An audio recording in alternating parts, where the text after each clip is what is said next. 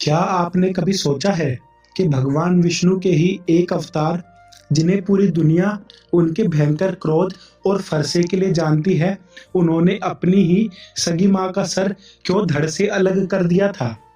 एक बेटा अपनी ही जन्मदात्री माँ का हत्यारा क्यों बना?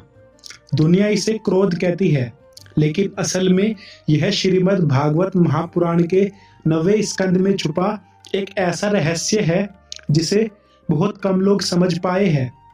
तो अपनी आंखें बंद कर लीजिए और अपने मन को एकाग्र कर लीजिए, क्योंकि आज हम आपको उस युग में ले जा रहे हैं जहां पर धर्म और मोह के बीच ब्रह्मांड का सबसे बड़ा युद्ध लड़ा गया था। महसूस कीजिए एक बेहद शांत और पवित्र आश्रम, आसपास ऊंचे ऊंचे वृक्ष और पास ही बहती हुई एक शीतल और पवित्र नदी। यह आश्रम है परम तपस्वी महर्षि जमदग्नि का। सब कुछ कितना शांत है ना? लेकिन ये शांति एक बहुत बड़े तूफान से पहले की शांति थी, क्योंकि एक दिन महर्षि जमदग्नि की पत्नी माता रेणुका नदी से जल लेने गई। नदी तट पर उन्होंने गंधर्वराज चित्ररथ को अप्सराओं के साथ विहार करते हुए देखा, और बस एक पल, सिर्फ एक पल के लिए माता रेणुका का मन उस दृश्य को देखकर विचलित हो गया। उनके मन में एक सूक्ष्म सा भटकाव आ गया, और इसी मानसिक विचलन के कारण उन्हें जल लेकर आश्रम लौटने में थोड़ी देर हो गई। इधर आश्रम में जैसे ही माता रेणुका ने कदम रखा, महर्षि जमदग्नि ने अपने तपोबल से सब कुछ देख लिया। एक तपस्वी की पत्नी के मन का ये पतन देखकर महर्षि जमदग्नि की आंखें क्रोध से लाल हो उठी। उनका तेज ऐसे भड़क उठा जैसे प्रलय की अग्नि हो।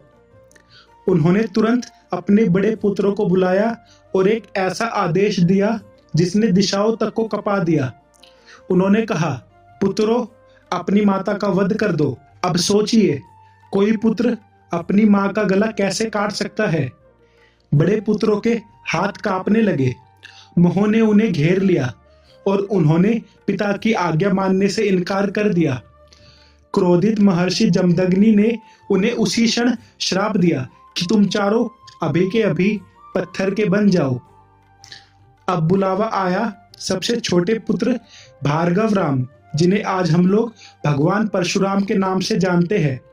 महर्षि जमदग्नि ने उनसे भी वही कहा, राम, अपनी माता और इन आज्ञा न मानने वाले भाइयों का सर धड़ से अलग कर दो।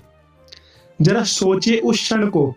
एक तरफ माँ का वात्सल्य है जो कि चीख चीख कर उन्हें ऐसा करने से रोक रहा है, और दूसरी तरफ पिता की आज्ञा है। लेकिन भगवान परशुराम कोई साधारण मनुष्य नहीं थे। बिना एक पल की देरी किए हुए हवा को चीरते हुए उन्होंने अपना फरसा उठाया। एक ही झटके में माता रेणुका और सभी भाइयों के सर धड़ से अलग कर दिए।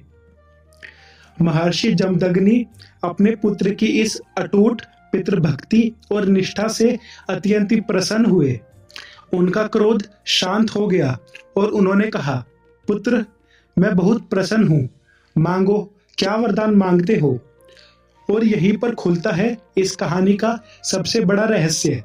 परशुराम जी ने दोनों हाथ जोड़कर बड़ी ही चतुराई और श्रद्धा से अपने पिता से कहा, पिताश्री, यदि आप प्रसन्न हो तो मेरी माँ और भाइयों को पुनर्जीवित कर दीजिए और उन्हें इस मृत्यु का कोई स्मरण तक ना रहे, ताकि जीवित होने पर उन्हें मानसिक पीड़ा ना हो। महर्षि जमदग्नि ने मुस्कुराकर कहा, तथास्तु। और पलक झपकते ही माता रेणुका और उनके सभी भाई ऐसे उठ खड़े हुए जैसे कोई गहरी नींद से जागा हो। हे प्रभु, ये कैसी अद्भुत लीला है। एक साधारण इंसान इस कथा को सुनकर परशुराम जी को क्रूर समझ सकता है, लेकिन इसके पीछे का मर्म क्या है, ये अब हम आपको बताते हैं। असल में भगवान हमें यह समझाना चाहते थे कि परशुराम जी का अपनी माता पर प्रहार करना क्रूरता नहीं, बल्कि अपने पिता के तपोबल पर उनका पूर्ण विश्वास था। वे जानते थे कि उनके पिता अपने तपोबल से पल भर में श्राप दे सकते हैं, वही पिता अपनी शक्ति से प्राणों को भी लौटा सकते हैं। अगर वो भी मोह में पड़कर मना कर देते अपनी माता का गला काटने से, तो शायद माता रेणुका को हमेशा के लिए कोई ऐसा श्राप मिल जाता जिससे वो फिर कभी ठीक ही ना हो पाती। और महर्षि जमदग्नि हो सकता है भगवान परशुराम को भी कोई भयंकर श्राप दे देते। यह कथा हमें सिखाती है कि जीवन में कभी कभी धर्म का मार्ग बहुत ही कठोर होता है और दुनिया की नजर में गलत दिखता है, लेकिन अंततः वही कल्याणकारी होता है।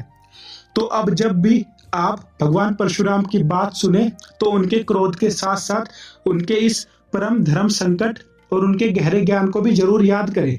अगर आपको श्रीमद् भागवत का यह गहरा रहस्य पसंद आया हो तो हमारे चैनल को जरूर सब्सक्राइब करें और एक बार कमेंट्स में प्यार से जरूर लिखें जय भगवान परशुराम।